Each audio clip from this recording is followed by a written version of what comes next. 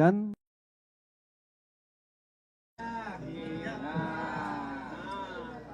Baik, rekan-rekan, kita mulai saja ya. Bismillahirrahmanirrahim. Assalamualaikum warahmatullahi wabarakatuh. Salam presisi. Yang terhormat kepada Direktur Kriminal Umum Polda Jabar, Kombes Surawan. Yang saya hormati kepada perwakilan dari Rumah Sakit Hasan Sadikin Bandung. Yang saya hormati perwakilan dari Unpad. Terima kasih atas kehadirannya, serta rekan-rekan media yang saya cintai dan saya banggakan. Pada hari ini, Rabu, tanggal 9 April, bertempat di Direktorat Kriminal Umum Polda Jabar, kami melaksanakan siaran pers tentang ungkap kasus tindak pidana pelecehan seksual. Direktorat Kriminal Umum telah bertindak dengan cepat dengan melakukan penyelidikan dan penyidikan kurang lebih dari 20 hari, sehingga telah berhasil menetapkan tersangka pelecehan seksual. Jadi ini, siaran pers ini merupakan salah satu counter bahwa isu negatif yang beredar, bahwa tidak pidana ini, tersangkanya tidak ditahan, itu tidak terbukti dan tidak benar. Dan apabila ada konten maupun juga media yang menyampaikan itu, bahwa itu saya pastikan tidak benar atau hoax. Demikian juga adanya isu bahwa kasus ini tidak diproses hukum, itu juga tidak benar. Dan apabila ada konten di medsos maupun di media apapun, itu saya nyatakan tidak benar dan hoax. Kami sampaikan bahwa perjalanan dari pengungkapan kasus ini adalah dasarnya dari laporan polisi nomor LPB 124 3 Romawi 2025 SPKT Polda Jabar pada tanggal 18 Maret 2025. Ya. Kemudian untuk TKP ini gedung MCHC lantai 7 Rumah Sakit Hasan Sadikin.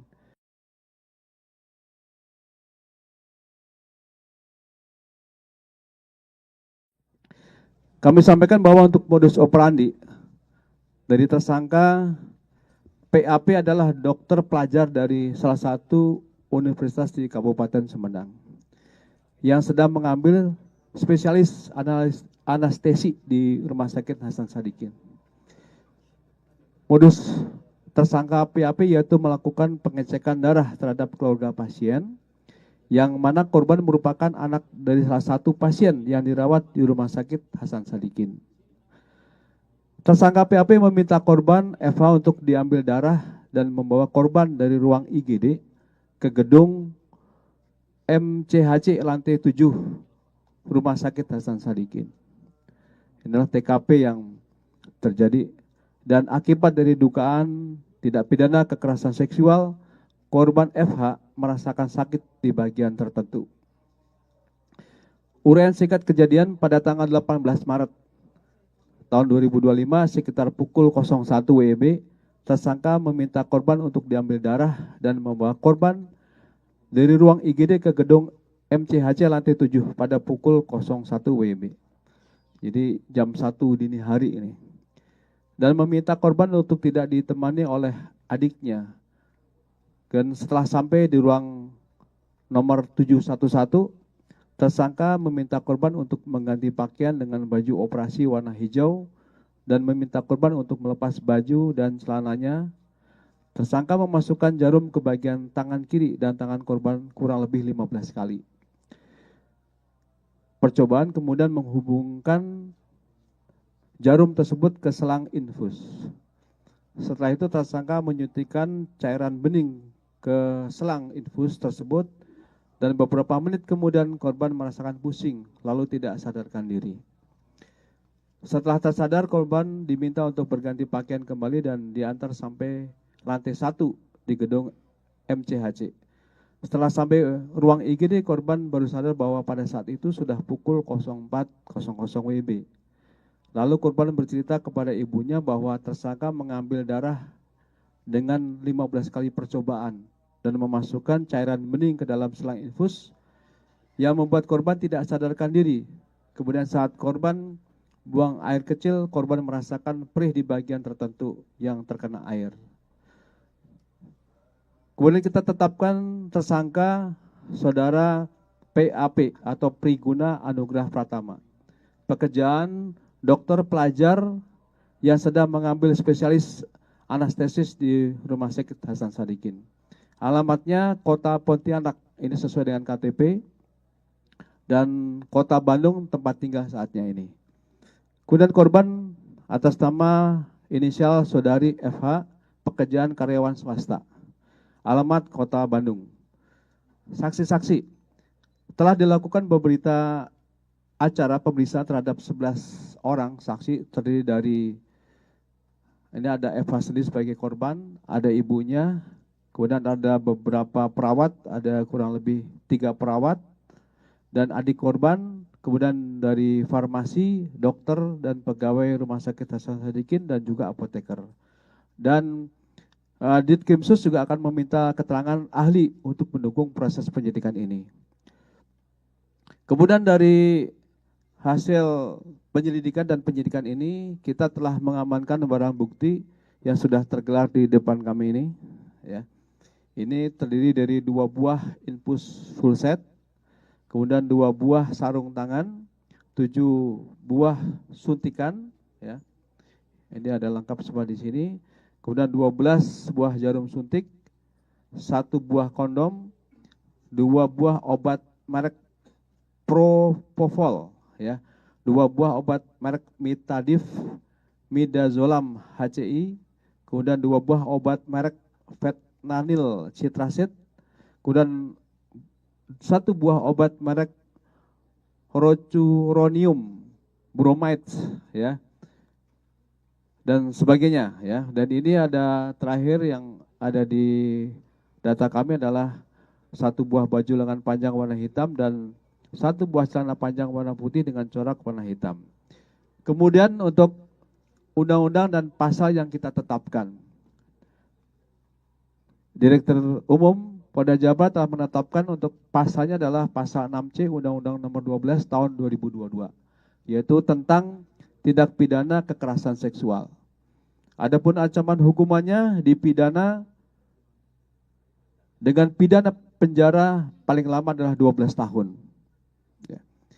Demikian dari kami, Kapitumas Polda Jabar menyampaikan hasil daripada rangkaian keberhasilan dari Direktur Umum Polda Jabar telah mengungkapkan kasus ini, dan selanjutnya kami dari rekan-rekan media, apakah ada yang beberapa bisa ditanyakan kepada kami, nanti akan kami tampung, ya.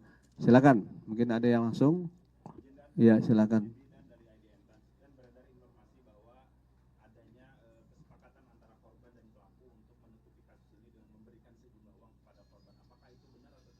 Baik, ya, 1 kita tampung dulu.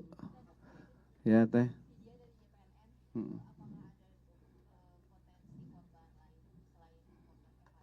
Oke, 2, ya, 1 lagi.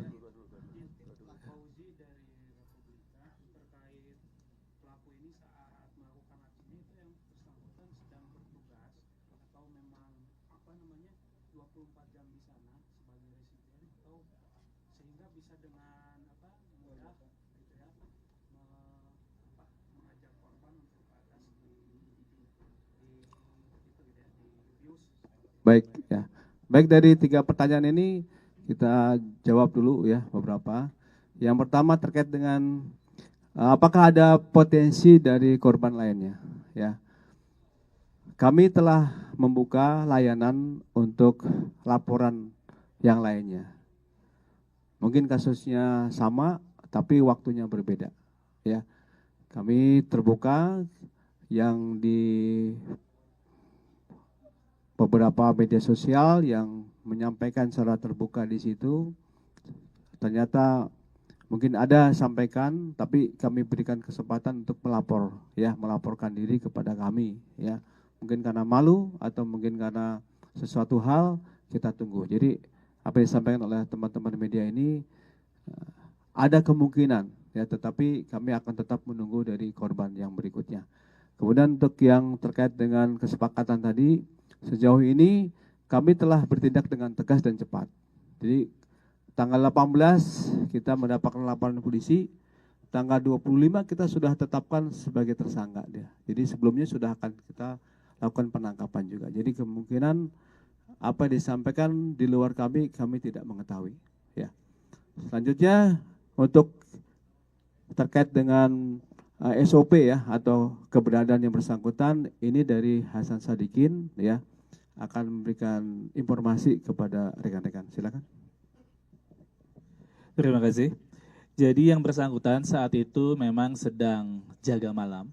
Jaga malam ini memang sudah ada jadwalnya dan yang bisa memasuki ruang IGD dan bertugas ini memang sesuai dengan jadwal peserta didik.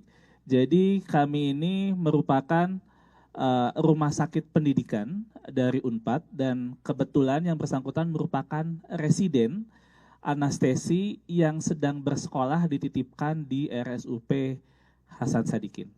Jadi kebetulan yang bersangkutan sedang bertugas. Baik, saya kira dari 3 pertanyaan ini sudah terjawab. Selanjutnya 2 kesempatan lagi kepada rekan-rekan foto. Ya, silakan. Baik, 1, kemudian dari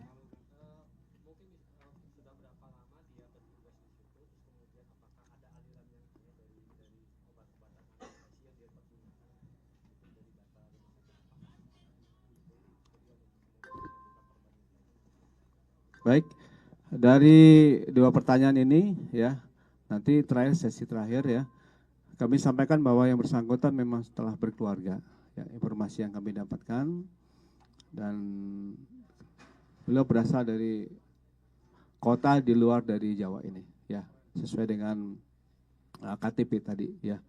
Kemudian yang bersangkutan nanti ini dari rumah sakit akan bisa menjawab. Yang dilaksanakan rumah sakit sudah sesuai dengan SOP dan juga saat itu yang bersangkutan memang sedang bertugas dan memang seluruh yang dilaksanakan di RSUP Hasan Sadikin sudah sesuai dengan standar operasional. Terima kasih. Pengambilan darah itu atas permintaan dari dokter yang utama atau memang inisiatif sendiri gitu? Baik, nanti akan dijawab lebih lanjut. Kami berikan kesempatan kepada Direktorat Umum ya, Polda Jabar untuk menyampaikan tambahan daripada rilis ini. Waktu dan tempat kami persilakan. Baik, dari pertanyaan saja. Tadi sudah, mungkin dari yang lainnya? Ya. Ya.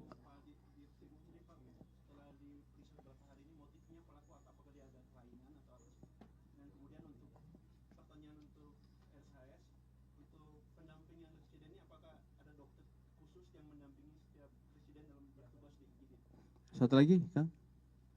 Udah, sama. Baik, silakan. Jadi terima kasih rekan-rekan. Dari pemeriksaan beberapa hari ini memang kecenderungan pelaku ini mengalami sedikit kelainan dari segi seksual ya. Jadi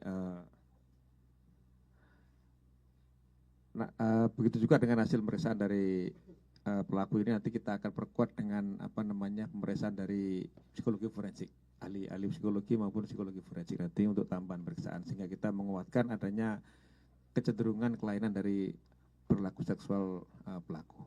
Itu. Untuk berikutnya silakan Pak.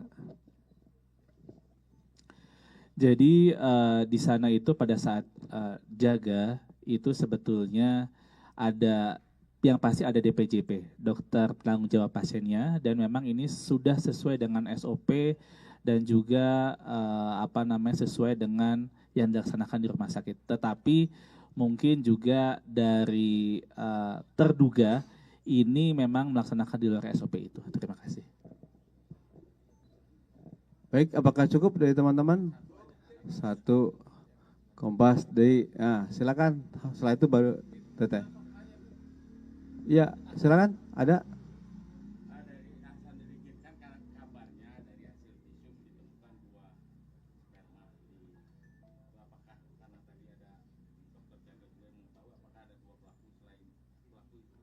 Baik, 1 ya. Silakan.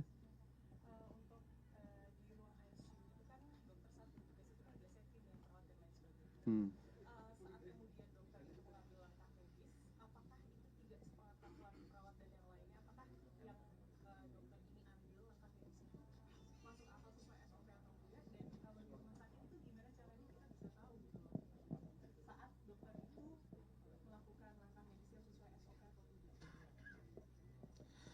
Jadi di rumah sakit itu dokter ini merupakan ada tadi yang saya jelaskan menjadi dokter peserta didik dari Universitas Pajajaran yang sedang mengambil sekolah spesialis di kami.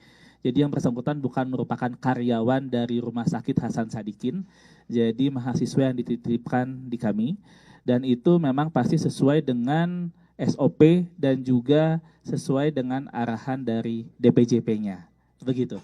Nah, ini memang terduga melaksanakan di luar dari SOP tersebut.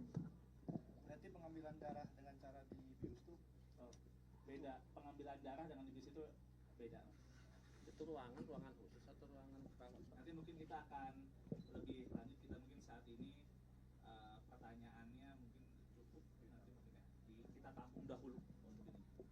Baik, saya kira demikian rekan-rekan sekalian. Ya, terima kasih atas kehadirannya dan rekan-rekan telah diberikan asupan informasi yang begitu lengkap. Demikian akhirul kalam. Wabillahi taufiq wal hidayah. Wassalamualaikum warahmatullahi wabarakatuh.